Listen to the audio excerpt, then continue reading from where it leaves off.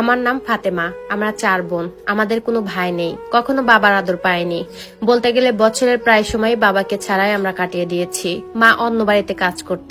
দেখতে দেখতে এরকম কষ্ট করতে করতে আমার 2টা বোনের বিয়ে হয়ে যায়। তখন আমার বয়স ছিল 12 বছর। আমার ছোট বোনটার বয়স ছিল 7 বছর। আমি একটু বড় হয়ে যাওয়ার পর আমার মা আমার কাছে আমার ছোট বোনকে রেখে মা সৌদি আরবে যায়। ওইখানে যাওয়ার পর আমার আম্মু হঠাৎ করে অনেক অসুস্থ হয়ে পড়ে। তারপর আমরা জানতে পারি আমার মায়ের মাথার মধ্যে ব্রেন টিউমার হয়েছে। তখন আমার মা হাল ছাড়েনি।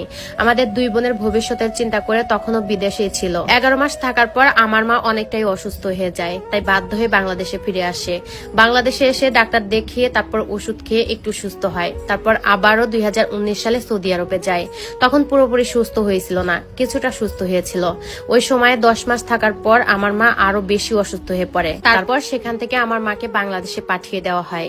এদিকে আমার আব্বু ভালোই ছিল, মাকে নিয়ে তার কোনো মাথা ব্যথাই ছিল না। হঠাৎ 2020 সালের জানুয়ারি মাসের 6 তারিখে আমার মা ইন্তেকাল করেন।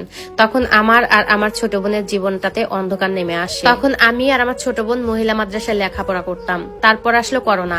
আমাদের বাড়ি ছিল নরসিংদী। আমার মা মারা যাওয়ার পর আমার বাবা আমাদেরকে ব্রাহ্মণবাড়িয়াতে নিয়ে যায়।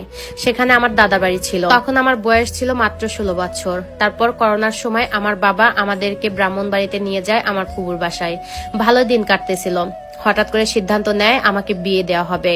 তখন আমি রাজি ছিলাম না। তারপর আমাকে ব্রাহ্মণবাড়িয়া থেকে নরসিংদীতে আনা হয়। তখন আমার মা মারা গেছে মাত্র 5 মাস হয়েছে। ছোটবেলা থেকে দেখতাম একটা লোক ছিল, তার সঙ্গে আমার বাবার খুবই ভালো একটা সম্পর্ক ছিল। বলতে গেলে তারা 2 জন বন্ধু ছিলেন। উনি নাকি খুবই অসুস্থ, আমাদের পাশের বাসায়। তারপর আমার আপু বলল উনাকে গিয়ে একটু দেখে আয়, উনি অনেক অসুস্থ। আমি বললাম আচ্ছা ঠিক আছে। তারপর আমি আর আমার ছোট বোন গেলাম। ওইখানে যাওয়ার পর দেখি একটা লোক আসলো, আমাদেরকে দেখলো, এমনকি আমার বাবার নামও জিজ্ঞেস করলো। আমি বললাম। তারপর আমি আবার বাড়ি চলে আসলাম। ওই দিন রাত্রিবেলায় দেখলাম লোকটা আমার বাবার সাথে রাত্রিবেলায় বাড়িতে এসেছে। তখন ঘরে কিছুই ছিল না, একটা ডিম ছিল।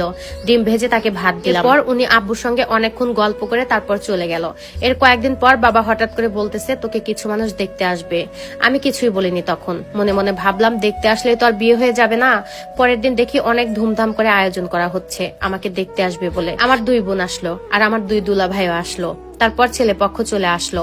আমাকে শাড়ি পরে সুন্দর করে সাজানো হলো। তারপর আমাকে তাদের সামনে নিয়ে যাওয়া হলো। অনেক কিছু আমাকে জিজ্ঞেস করা হলো। তারপর আমি সঙ্গে সঙ্গে সবকিছুর উত্তর দিলাম। তারপর ছেলের ভাবি মানে আমার বড় যা শাড়ি উঠিয়ে আমার পা দেখতেছে, আমার পা 2টা ঠিকঠাক আছে নাকি। তখন আমার বড় বোন রেগে এসে বলতেছে আপনারা কি মেয়ে দেখতে এসেছেন নাকি গরুর হাটে গরু দেখতে এসেছেন। এই বলে আমাকে ওইখান থেকে নিয়ে আসলো আর তাদের অনেক বকাবকি করলো। তখন আমি মনে মনে অনেকটাই খুশি হয়েছিলাম। ভাবলাম যে যাক এবার হয়তো বা বিয়েটা ভেঙে যাবে। কিন্তু না, তারা আমাকে অনেক পছন্দ করেছে। এই বিয়েতে কেউ রাজি ছিল না। আমার বড় বোনেরা, তার জামাইরা, আমার নানু মামা কেউ রাজি ছিল না। এমনকি আমিও রাজি ছিলাম না। কিন্তু বাবা অনেক জোরাজুরি করেছে, কেউ রাজি ছিল না, তাই আমিও রাজি হইনি। ওরা আমাকে দেখে গেছে প্রায় 15 দিন হয়ে গেছে। ভাবছিলাম হয়তো বাবা আর বিয়েটা দেবে না, অনেক খুশি হয়েছিলাম। কিন্তু হঠাৎ একদিন বাবা বলল আয় তোকে ব্রাহ্মণবাড়িয়া তোর ফুফুর বাসায় দিয়ে আসি। আমিও অনেক খুশি হয়ে সুন্দর করে সাজুগুজু করে বাবার সাথে বের হয়ে গেলাম। কিন্তু নরসিংদী যাওয়ার পর একটা কাজী অফিসের সামনে গিয়ে আমাদের গাড়ি থামলো। সাথে আমার দুলাভাইও ছিল।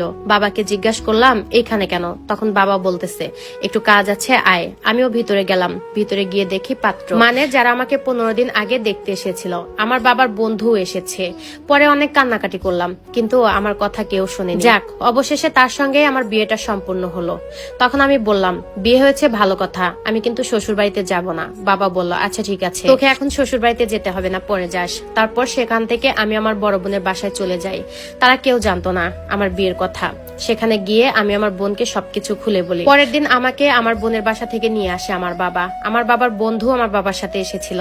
তার বাড়িতেই আমাকে নিয়ে যাওয়া হয়েছে। আমার শ্বশুর বাড়ি আর তার বাড়ি একসাথেই। আমার বাবার বন্ধু সম্পর্কে আমার উকিল বাবা হয় আর আমার স্বামীর বোনের শ্বশুর হয়। তারপর ওই বাড়িতেই আমার শ্বশুর শাশুড়ির হাতে আমাকে তুলে দেয়।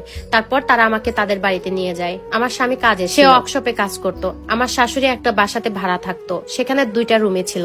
একটা রুমের মধ্যে আমার স্বামী আর আমি থাকতাম, আর একটা রুমের মধ্যে আমার শাশুড়ি, শ্বশুর, ননদ, দেবর সবাই একসঙ্গে থাকতো। ওই দিন রাতে আমার স্বামী যখন বাড়িতে আসে সে জানতো আমার ফুচকা অনেক পছন্দ, তাই আমার জন্য কিছু ফুচকা নিয়ে আসে। তারপর খাওয়া দাওয়া শেষ করে আমরা 2 জন রুমে চলে যাই। ওই দিন ছিল আমাদের বাসর রাত। আমরা 2 জন 2 কোনায় বসে আছি, কারো মুখে কোনো কথা নেই। হঠাৎ করে আমি বলে উঠলাম যে সারা রাত কি আমি বসে থাকবো নাকি ঘুমাবো। সে বলল হ্যাঁ ঘুমাবে। আমাকে আমার স্বামী বলল তোমাকে একটা কথা বলবো। তখন আমি আমি বললাম আচ্ছা ঠিক আছে বলেন। সে আমাকে বলতেছে, আচ্ছা তুমি তো আমাকে বিয়ে করতে রাজি ছিলে না। আমি বললাম এখন এসব বলে তো আর কোনো লাভ নেই, কিন্তু আমার 3টা শর্ত আছে। সে বলতেছে আচ্ছা ঠিক আছে তোমার কি শর্ত আছে তুমি আমাকে বলো।